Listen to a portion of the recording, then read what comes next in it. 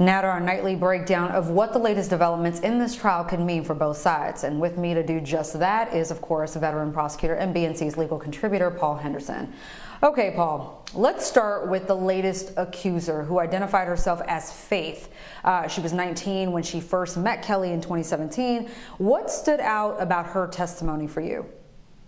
Well, again, the fact that she's corroborating the previous testimony from other witnesses that we've seen and other victims that we've heard on the stand is what stands out. And we keep getting more and more of these victims taking the stand with similar story that corroborates abusive behavior and assaultive controlling rules. Those are two elements that are going to be woven throughout all of the evidence that we're hearing, because those are all of the evidence pathways that are building upon from the prosecution, showing that Kelly, R. Kelly, was in control, that he was the predator that orchestrated how these girls, how these young women, and how these young men were marched along in a very organized fashion that led to their assaults and misuse by him. That's why this testimony is so important, and we're going to keep hearing more of it. It feels like another victim and another victim and another victim, but these instances and these narratives are making the stories very credible for the jury that's listening to them, with story after story, and with the information that's also being presented to them about being exposed to these SDTs. And that undermines challenges that could come from the defense that this was all willing, that they were acting independently, or they wanted to be exposed in that way in a sexual manner. And that's before we even get to their age and the power differential. So that's what stood out to me. And I expected this testimony, and I expect to hear a little bit more of it before we drift away into some of the other evidence that the prosecution is going to put on, likely with psychologists and likely with the folks around R. Kelly that helped him orchestrate his criminal behavior.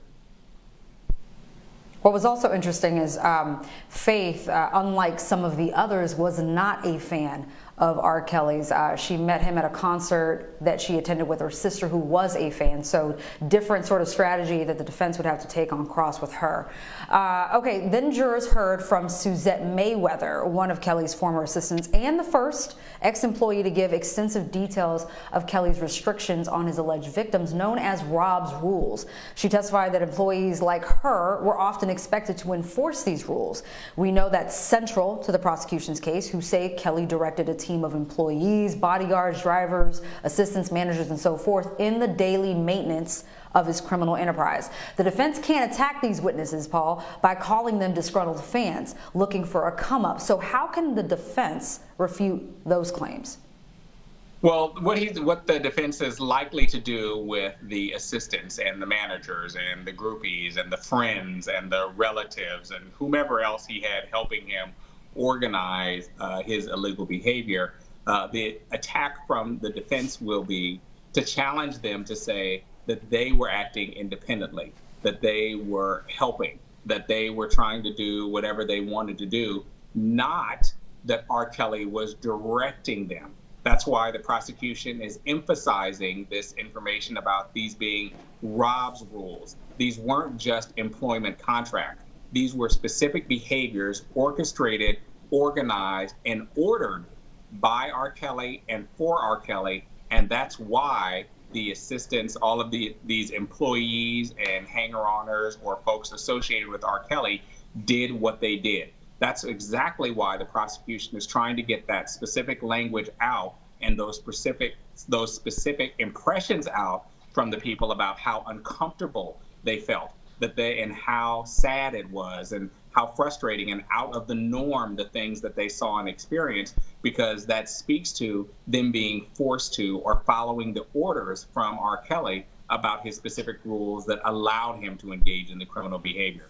The stuff there is really compelling because it also corroborates the testimony from many of the other victims that we've heard from in previous weeks, and the victim that we heard from today, in terms of how their rules were directed towards what the victims were experiencing and how they had to follow it in order to do what R. Kelly wanted them to do. That's why it's important.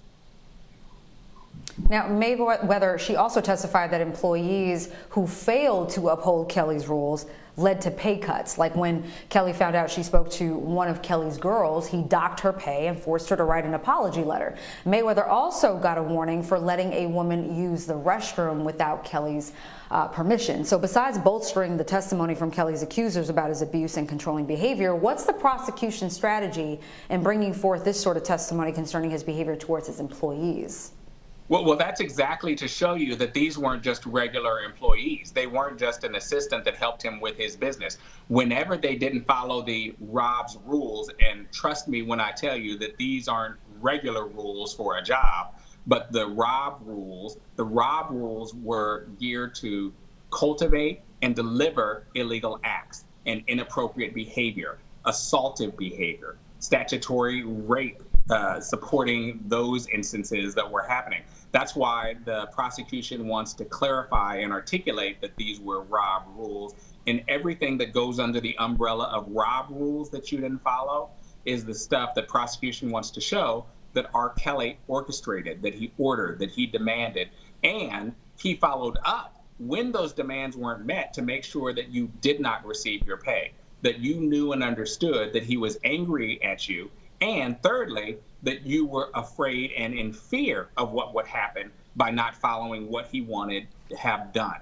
That's really important, and I thought this was a good witness for the prosecution to put on as they start talking about the assistants and the people that helped R. Kelly or supported what R. Kelly was doing, that clearly saw that things were inappropriate, that clearly saw that these were individuals that were too young to be engaging in the behaviors that they were engaging in, and that R. Kelly was being as controlling and assaultive as he was, as we heard from the testimony from today. It all is woven together and is part of the foundation. We're still not there yet where prosecution can put a bow on the evidence that they're putting in, but it's clear to me where this foundation is going, and I'm looking forward to the testimony from the other folks that were employed by R. Kelly that participated as well, and I expect that their testimony will corroborate not just the victim's experience, but things that they saw and observed from victims that we're not even going to hear from in this trial. Paul, these former employees, they have a lot to say, and they're clearly doing so without the threat of prosecution in exchange for their cooperation. But that protection wouldn't extend to any civil suits. Can you explain why and the risk that's involved?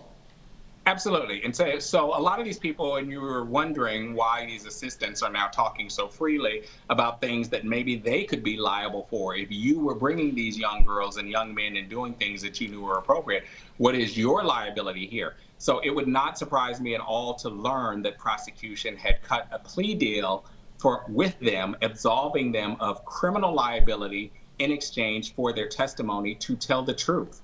And so that's what I believe went on. The other issue, though, in unpacking and examining the statements that they're all making is, with a lot of these folks that we're hearing from, much of the criminal standards aren't likely to be applied towards them anyway because the statute of limitation has already run.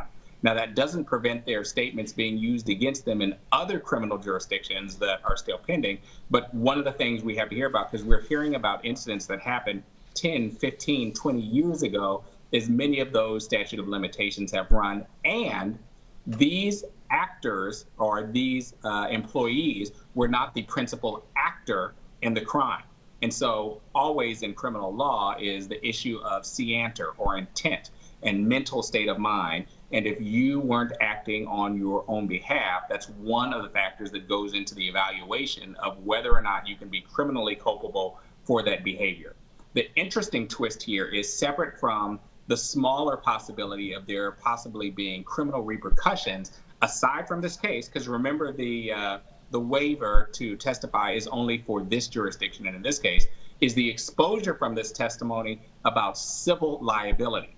And so any or all of these victims can still sue some of these employees civilly at any time based in part on some of the testimony that's coming out in this criminal trial. That raises a lot of really interesting issues in terms of their exposure and R. Kelly's exposure, who is bankrupt, but there's some interesting conversations for us to have there.